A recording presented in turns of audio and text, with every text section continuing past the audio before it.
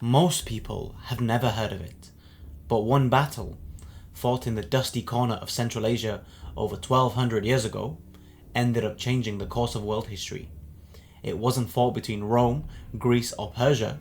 This time it was China's mighty Tang Dynasty on the one side and the newly risen Abbasid Caliphate on the other. And here's the crazy part. The real legacy of this battle had nothing to do with who won the day, but everything to do with what they captured afterwards. This is the story of the Battle of Talas, a forgotten clash of empires that helped shape the future of trade, culture, and spread of knowledge across the world. To really understand what happened at Talas, we need to step back about a century. By the early 700s, the Tang Dynasty wasn't just strong, it was the superpower of East Asia. Through military campaigns and diplomacy, the Tang pushed deep into Central Asia, setting up protectorates over cities like Kucha, Khotan, and Kashgar, all crucial hubs along the Silk Road. They managed these regions through securing trade routes and controlling the flow of goods, culture, and ideas between East and West. But the Tang weren't alone. To their southwest, the Tibetan Empire was rising fast. Through the 7th and early 8th century, Tibet and China clashed multiple times over control of the Tarim Basin, each seeking dominance over the valuable oasis cities of Central Asia. Meanwhile, far to the west, major shifts were happening. In 750, the Abbasids overthrew the Umayyads.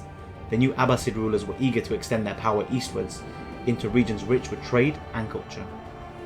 And caught between these giants, the smaller kingdoms of Central Asia, places like Fergana, Samarkand, and Tashkent, constantly switching sides, looking for protection or advantage wherever they could. It was a grand game of power, and every empire fought to command the board before they themselves were pushed off it.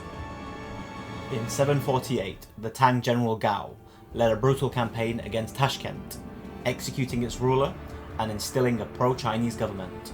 It was a bold move, but it backfired.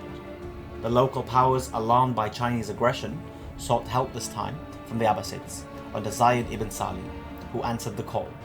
They marched east with their forces and allied themselves with the Karluks, a powerful Turkic confederation that had its own reasons to resent Tang control. The stage was set for confrontation. In 751, in the banks of the Talas River, the two armies finally met.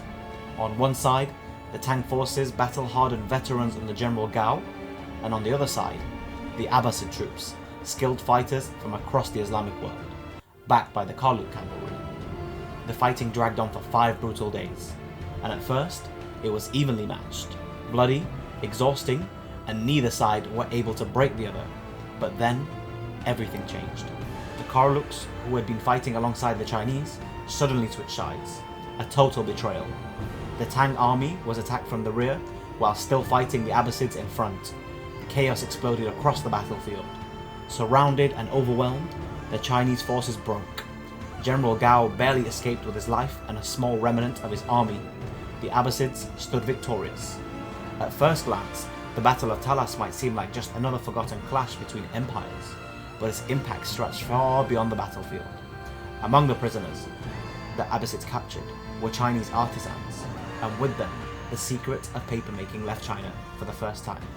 From there, paper spread throughout the Islamic world, and centuries later into Europe, fueling the explosion of science, art, and learning that would reshape history.